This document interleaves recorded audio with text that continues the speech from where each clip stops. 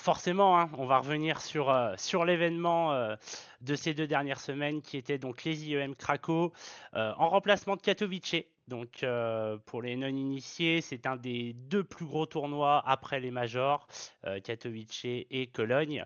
Mais ça a déménagé, on a changé, on est passé de la mythique Spodek Arena à la Toron Arena. Alors c'est clairement une question business, hein, tout simplement. La Toron Arena est plus grande, on peut accueillir 15 000 personnes alors qu'avant on était plus autour de 11 000.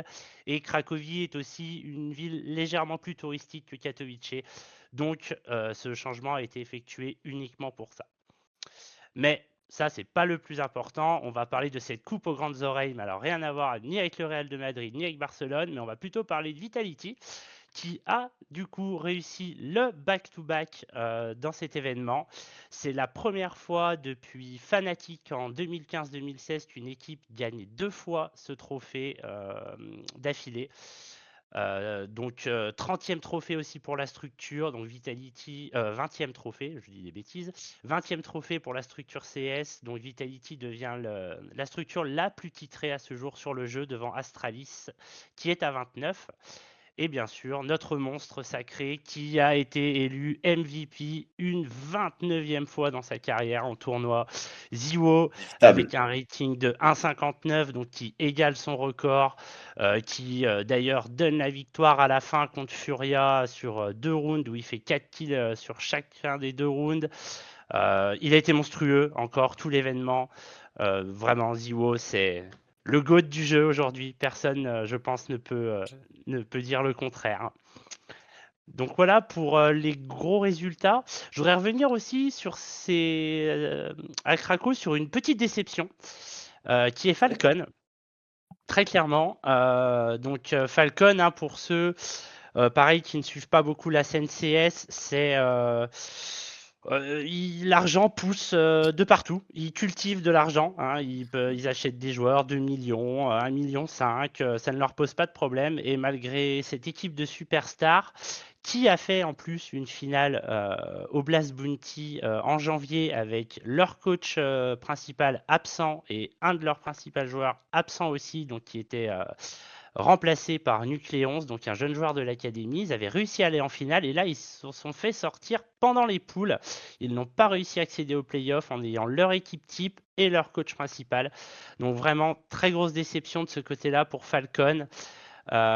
C'est pas ce qu'on attend de cette équipe-là. C'est une équipe qui est taillée normalement pour aller jouer contre Vitality, pour aller jouer contre Furia, pour aller jouer contre Spirit. Mais là, malheureusement, il y a quelque chose qui ne va pas et c'est assez récurrent. Dès qu'il y a un résultat plutôt correct, le tournoi d'après, souvent ça s'effondre et ça ne va pas très loin. Donc il va falloir faire quelque chose chez Falcon pour remédier à ça. Sur ce même tableau, on va parler de notre deuxième structure française du T1, donc 3D Max, qui a fait un très bon début de tournoi, qui avait giflé FaZe, donc une des plus grosses structures 2-0, mais vraiment une très grosse gifle, et puis avec la manière en plus dans le jeu. Malheureusement, leur deuxième match, ils sont tombés contre Vitality. Donc, bon, bah, la marche était un petit peu haute pour 3D Max, donc ça a été un 2-0 sec pour Vita. Et ce qui les a fait basculer en lower bracket et ils ont pris Falcon. Donc Falcon, c'était aussi un peu haut pour eux, donc ils ont perdu 2-0 et se sont fait malheureusement sortir de l'événement. Mais dans l'ensemble, au vu de leur classement actuel, ça reste quand même un événement correct pour 3D Max.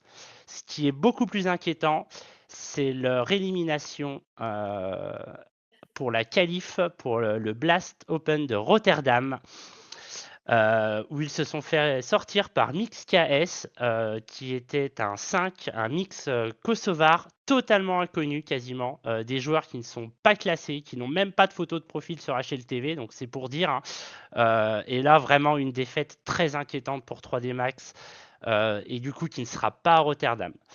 Et ça, c'est vraiment une très très grosse contre-perf, même si c'est pas les seuls à s'être fait sortir dans cette qualification pour Rotterdam, parce qu'on va parler de la troisième structure française, mais qui joue sous drapeau espagnol, qui est Gentlemate, qui malheureusement s'est aussi fait sortir sur les qualifs, alors contre NiP, mais c'est problématique parce que NiP est un des adversaires directs à Gentlemate pour la qualification au Major. Ils sont à peu près dans les mêmes classements et c'était le dernier tournoi Rotterdam qui permettait d'engranger des points pour espérer être invité au Major. Parce que Gentlemate donc s'est qualifié pour les IEM Rio, mais les IEM Rio arriveront après les invitations au Major. Donc pour l'instant, ils sont en retard. Il va falloir qu'ils gagnent 4 places au classement européen pour espérer venir. Alors, va falloir aller farmer des points VRS dans des tournois un petit peu moins prestigieux, mais si jamais la Luxueuse veut apparaître au Major, ils ne vont pas avoir le choix. Donc voilà ce qu'il s'est passé sur ces 15 derniers jours sur l'actu CS, on va dire l'actu principale sur les tournois. Et je vous remercie pour C'est nous, cette